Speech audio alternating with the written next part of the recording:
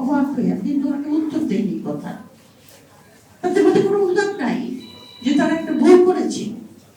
তো সেখানে আপনার যখন আমরা বলি যে আমরা ইনক্লুসিভ ইলেকশন করবো, ইনক্লুসিভ ইলেকশন মানে আপনার ওই আওয়ামী লীগগুলিকে দিয়ে ইলেকশন করবেন যাদের হাতে লক্ষ লক্ষ কোটি কোটি টাকা আছে, অস্ত্র আছে, বাসনপাত আছে। আমার এক ফ্রেন্ড ফোন করেছিল আমেরিকা থেকে, বাংলাদেশি, বললো আপা এখানে আমেরিকানরা আওয়ামী লীগের লোকরা থাউজেন্ডস অফ ডলার খরচ করতে লবিং করার জন্য। তো সুতরাং আমরা যারা অভ্যুত্থানে যেখানে আমরা অংশ নিয়েছি আমাদের খুব কেয়ারফুল থাকতে হবে, খুব সতর্ক থাকতে হবে। আপনি যেটা দেখেছেন আমার পূর্ববর্তী বক্তা বলছে যে জায়গায় জায়গায় এই যে ডিমান্ড, মানে 16 বছরে কোনো ডিমান্ড ছিল না, এখন একদম সবার মনে হচ্ছে যেন বাড়ির বাথরুমের কল নষ্ট হয়ে গেল, প্রফেসর ইউনিভার্সিটিটা ঠিক করে দিতে হবে, এরকম একটা অবস্থায় চলে এসেছে। বিশাল ষড়যন্ত্রের মধ্যে আমরা আছি। আমাদের সবাইকে খুব কেয়ারফুল থাকতে হবে এবং আমাদের দেশকে এগিয়ে নিতে হবে সেই আকাঙ্ক্ষাতে, যেখানে আমরা স্বপ্ন দেখেছি যে বাংলাদেশের আর কোনো ফ্যাসিস্ট রেজিম আসবে না, মানুষের ন্যূনতম অধিকার প্রতিষ্ঠা হবে, গ্রাসরুট ডেমোক্রেসি তৈরি হবে। আমরা যখন ডিফেন্স পলিসির কথা বলি, ডিফেন্স পলিসির মূল কথা হলো যে গ্রাসরুট ডেমোক্রেসি, জনগণ আপনার সংঘবদ্ধ কিনা। আপনার যত আরো আপনি কেনেন না কেন, জনগণ যদি ডিভাইডেড থাকে, জনগণ যদি সংঘবদ্ধ না হয়, সেই দেশকে ডিফেন্ড করার কোনো উপায়ই থাকতে পারে না। একটা ঐতিহাসিক ভাবে দেখা গেছে যে আলেকজান্ডার যখন ভারতবর্ষে আক্রমণ করেছিলেন, তখন ভারতবর্ষের ছোট ছোট ছোট ছোট রাজ্য ছিল, কিছু কিছু রাজ্য ছিল রাজতন্ত্র, কিছু কিছু রাজ্য ছিল প্রজাতন্ত্র। যারা রাজতন্ত্র তারা কিন্তু আলেকজান্ডার বর্ডারে পৌঁছানোর আগে তার কাছে দুধ পাঠিয়ে বলেছে আমরা সারেন্ডার করলাম, কিন্তু তাকে ফাইট করেছিল গণতন্ত্রের যারা প্রজাতন্ত্রের লোক, কারণ সেখানে জনগণের ইনভলভমেন্ট ছিল। এই জিনিসটা আমরা এই অভ্যুত্থানকারী বাংলাদেশে সেই জাতীয় গণতন্ত্র প্রতিষ্ঠা করতে চাই যেটা গ্রাসরুট গণতন্ত্র, যেখানে জনতা নিজেই তার দেশকে ডিফেন্ড করবে, নিজেই তার দেশকে ভালোবাসবে, দেশকে গড়বে। এইটুকু বলে আমি আপনাদের প্রস্তাবগুলি এসেছে সংস্কারে আরেকটা কথা বলে আমি এতে যাব, সেটা হলো যে সংস্কার ছাড়া এবং বিচার ছাড়া কোনো নির্বাচন নয়। কারণ তাছাড়া যদি কোনো নির্বাচন হয়, সেই নির্বাচন আমরা পূর্ব অবস্থায় ফিরে যাব, যেটা আমি ব্যক্তিগতভাবে একেবারেই আমি এটার পক্ষে নয়।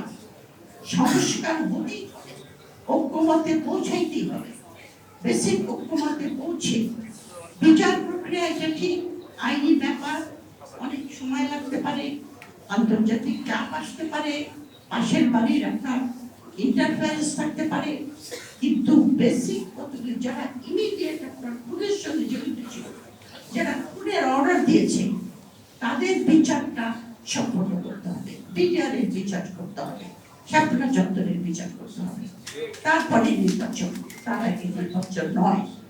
সেই নির্বাচনে আমরা আবার পূর্ব অবস্থায় ফিরে যাবো, সেখানে আমরা ফিরতে চাই না।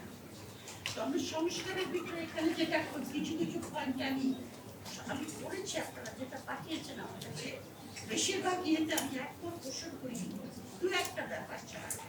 একটা হলো দ্বিকক্ষ বিশিষ্ট আপনার আইনসভা, তত্ত্ববাদের সঙ্গে আমি ডিসএগ্রি করছি, কারণ দ্বিকক্ষ বিশিষ্ট পার্লামেন্ট কিন্তু চেকস অ্যান্ড ব্যালেন্সের একটা অংশ। কারণ লোয়ার হাউসে যদি আপনার কোনো আইন পাস করে, সেটা আপার হাউসে গেলে পরে তারা সেটাকে আবার স্ক্রুটিনাইজ করে, তারা আইনটাকে পাস করতে পারে না, কিন্তু তারা সেটাকে পর্যবেক্ষণ করে, পর্যালোচনা করে এবং তাদের সাজেশন নিয়ে লোয়ার হাউসে পাঠিয়ে দেয়।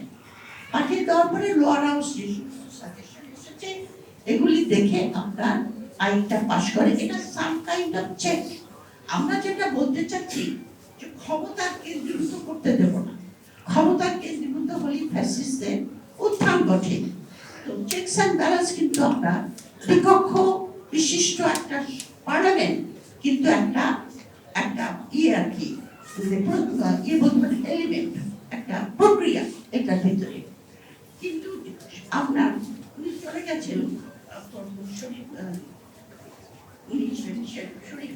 না যে আপনার উচ্চ পক্ষে কিভাবে আপনার ইয়ে হবে, রিপ্রেজেন্টেশন আসবে। ফুয়াদ বলেছে যে এটা আমাদেরকে এনকারেজ করবে যে সমস্ত ওই মমতাজ রহমতের মতো আজে বাজে লোকজন এখানে ঢুকে যাবে। এখন আমাদের দেশে সবচেয়ে বড় কথা অনেকেই বলেছে যে এই মানে চোরের বললেন যে চোরের খড়ি পেয়েছি, যাকে ক্ষমতা দেওয়া যায় সেই এটা করে। আমাদের পলিটিক্যাল কালচার যদি এরকম হয় তাহলে কিন্তু আমাদের জন্য ডেমোক্রেসি এস্টাবলিশ করা খুবই অসুবিধা হবে। আপনার বিশেষ করে আপনি যদি পার্লামেন্টারি ফর্ম অফ গভর্নমেন্টের কথা বলেন, পার্লামেন্টারি ফর্ম অফ গভর্নমেন্ট কিন্তু আপনার বেশিরভাগই চলে নর্মস এবং কনভেনশন দ্বারা।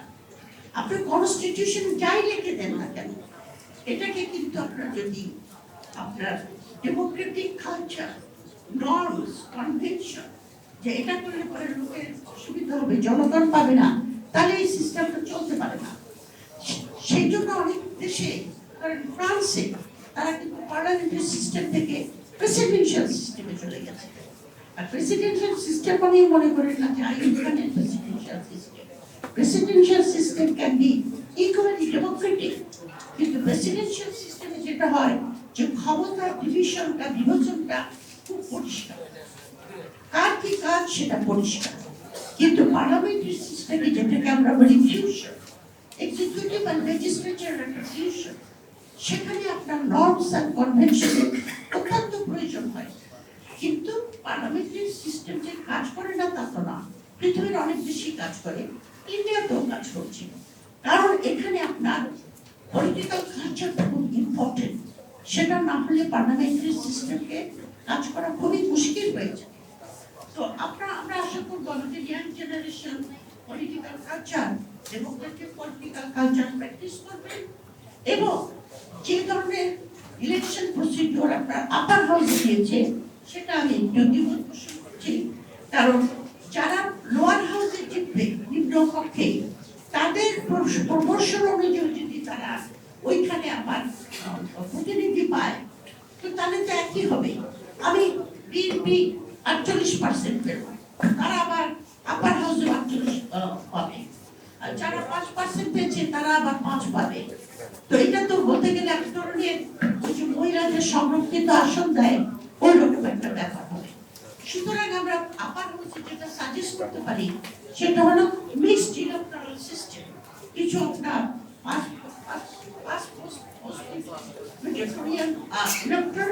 কিছু প্রপোর্শনাল।